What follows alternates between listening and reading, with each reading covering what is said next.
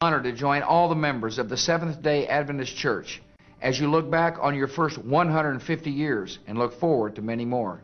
From its beginnings, America has recognized the contribution of faith. We do not impose any one religion. Instead, we welcome all religions.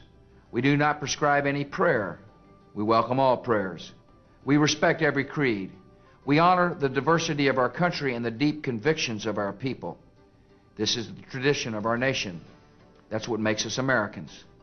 The Seventh-day Adventist Church has enriched America, sustained the faith of millions, and provided comfort for many in need. You run one of the largest hospital systems in America, and your individual churches are providing hope and inspiration to countless Americans every week. Thanks for your fine works of love and peace and hope. America is a better place because of you. May God bless you all, and may God continue to bless America. Imagine an emergency room where a doctor could scan a critically ill patient in an instant and know his or her entire medical history. It's an idea that could save lives, also could get under your skin. Welcome to the future. My name is Denise L. Pease. I'm 52 years old. I was in the back of what we call gypsy cab. I remember headlights coming towards me, and in 5 seconds my whole life changed.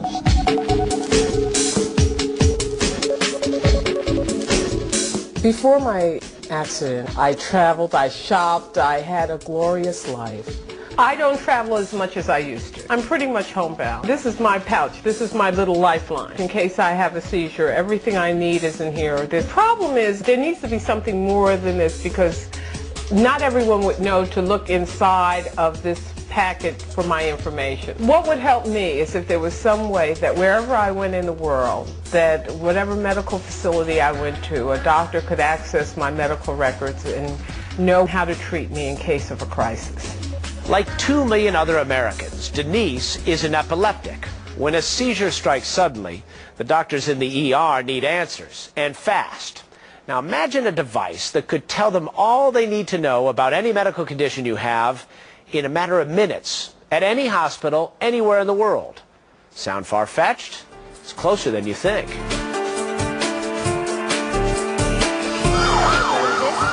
On a typical day, patients come in with heart attacks, strokes, major trauma, with cancer patients and septic shock. You name it, we have it. What might improve the odds for some of those patients at New Jersey's Hackensack University Medical Center is this. That tiny chip Dr. Joseph Feldman, head of the hospital's trauma unit, holds in his hand. It's a radio frequency identification, or RFID tag. The same technology used to tag animals to help reunite a pet with its owner. RFID has now won Food and Drug Administration approval for use in humans. RFID technology is very attractive to emergency departments.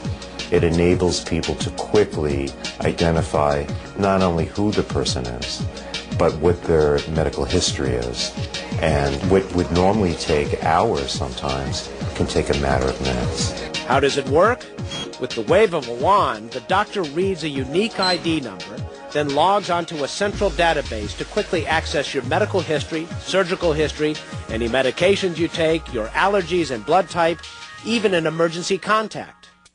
So far, fewer than 100 patients are wearing an RFID medical chip in the U.S., and its $200 cost is not covered by insurance, yet. But 65 American hospitals have agreed to implement the technology, and the company that makes the chip expects that number to grow to 200 by the end of the year. If I had the chip, I could travel all over the world. That would give me the freedom of living a life without bounds. Now, the chip will be implanted in the upper part of your right arm.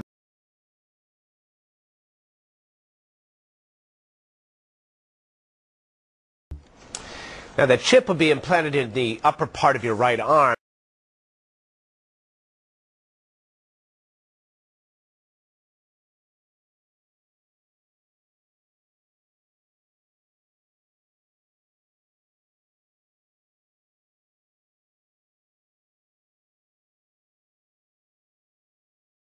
And it's just a number on the chip. It doesn't actually have your medical data on there. It has to be compared. That number has to be entered into a secure database, so a hacker couldn't randomly scan you and see your files. So that. Kind of an interesting concept.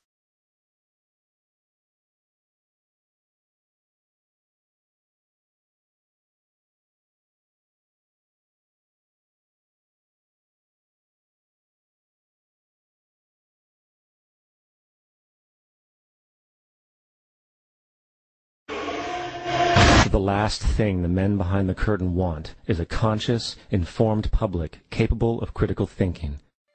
In 2005, an arrangement between Canada, Mexico, and the United States was made. This arrangement, unannounced to the public, unregulated by Congress, merges the United States, Mexico, and Canada into one entity, erasing all borders.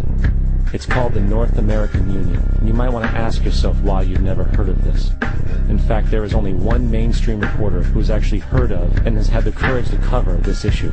The Bush administration's open borders policy and its decision to ignore the enforcement of this country's immigration laws is part of a broader agenda.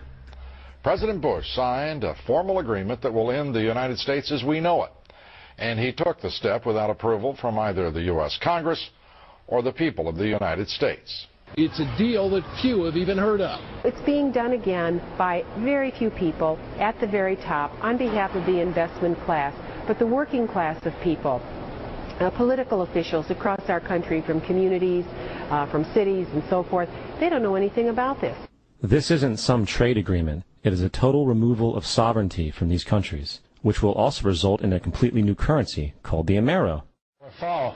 Apart from that, I think one thing people who are dollar-based need to focus on is the Amero. That's the one thing that nobody's talking about, but I think is going to have a big impact on everybody's life in Canada, the U.S., and Mexico. The Amero is the proposed new currency for the North American community, which is being developed right now between Canada, the U.S., and Mexico to make a borderless community, much like the EU, and the dollar, Canadian dollar, U.S. dollar, and the Mexican peso replaced by the Amero. By default of this agreement, the American Constitution will eventually be obsolete.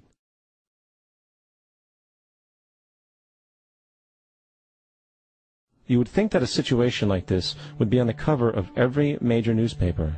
That is until you realize that the people who are behind this movement are the same people behind the mainstream media, and you are not told what you're not supposed to know. The North American Union is the same concept as the European Union, the African Union, and the soon-to-be Asian Union, and the same people are behind all of them. And, when the time is right, the North American Union, the European Union, the African Union, and the Asian Union will be merged together, forming the final stages of a plan these men have been working on for over 60 years. A one-world government.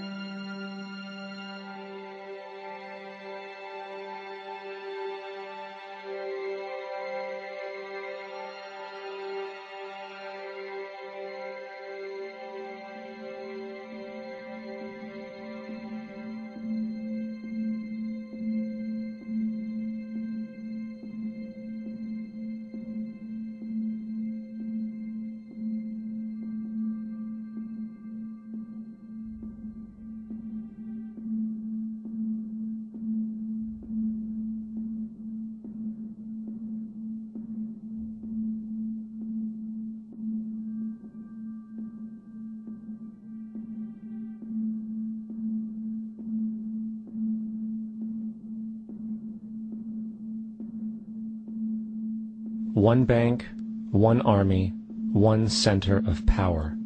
And if we have learned anything from history, it is that power corrupts, and absolute power corrupts absolutely. This is Aaron Russo, a filmmaker and former politician. To his left is Nicholas Rockefeller of the infamous Rockefeller banking and business dynasty. After maintaining a close friendship with Nicholas Rockefeller, Aaron eventually ended the relationship, appalled by what he had learned about the Rockefellers and their ambitions.